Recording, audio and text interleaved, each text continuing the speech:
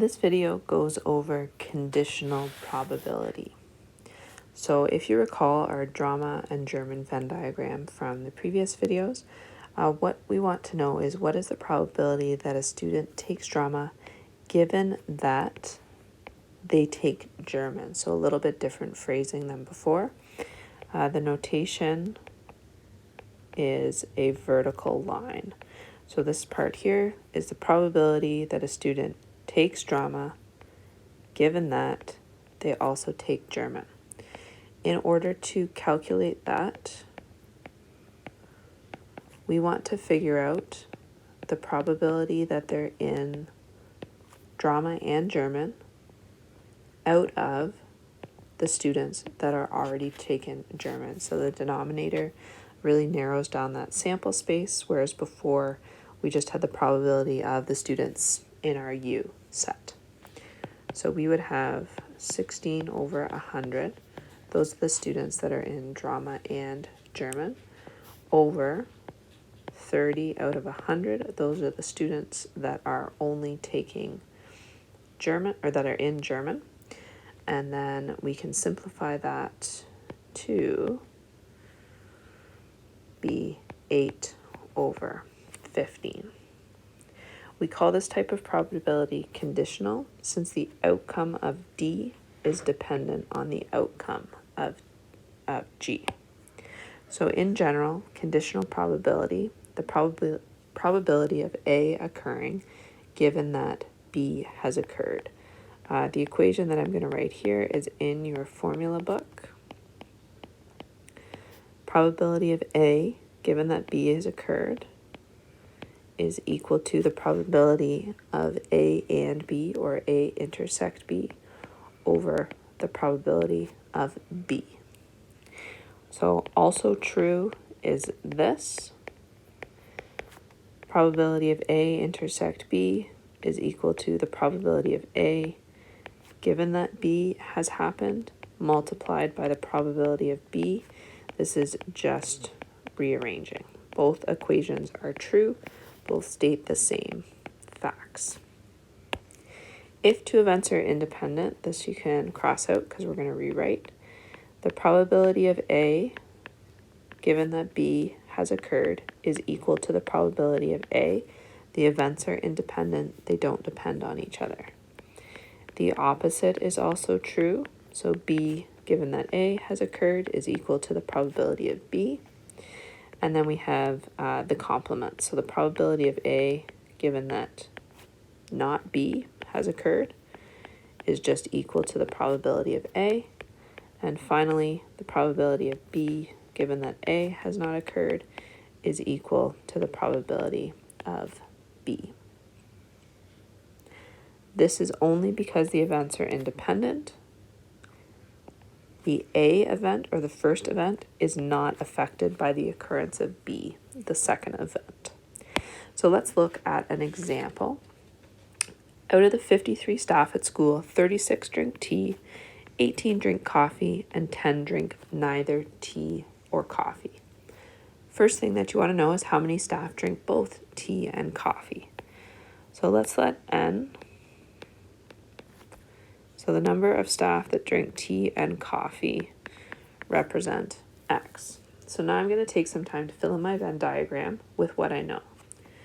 So this left circle is going to be my tea circle, right is coffee, my box is U, and then the remainder inside the box is people that don't belong in either of those bubbles. So I know that that's 10.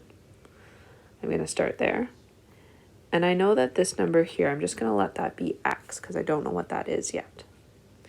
Now then the T circle in here would be 36 minus X. And in my coffee circle, this would be 18 minus X because I'm starting with my entire T circle, which is 36, but some of those tea drinkers also drink coffee, and they belong in the middle in that X, which is why we're subtracting. So that 36 minus X represents the people that are only in this sort of Pac-Man circle. Same with the 18 minus X on the other side. So now we can set up an equation. We know we've got 53 people, and that has to equal the T Pac-Man circle plus the intersection plus the coffee Pac-Man circle plus the number of people that aren't in the circle. Simplifying that takes me to 53 equals 64 minus x, and then x equals 11, which means I can fill in the rest of my Venn diagram, 25 and 7. So now that we've got our Venn diagram filled in, we can experiment with some conditional probability. The first one that we're going to do is drinks tea, but not coffee. So we've got the probability tea and not coffee. So those are the number of people that are in the T Pac-Man circle. So the T circle minus the intersection. So we did that. We've got 25 over 53. Now, into the conditional probability, we're going to figure out if the staff member is a tea drinker, that he or she drinks coffee as well. So this would be drinks coffee given that she drinks tea, or he.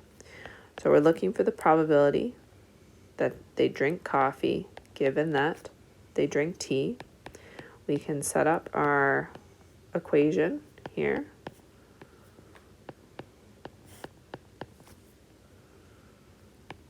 And now we can put in what we know. So the probability that they drink, oh, I've got my wrong symbol here.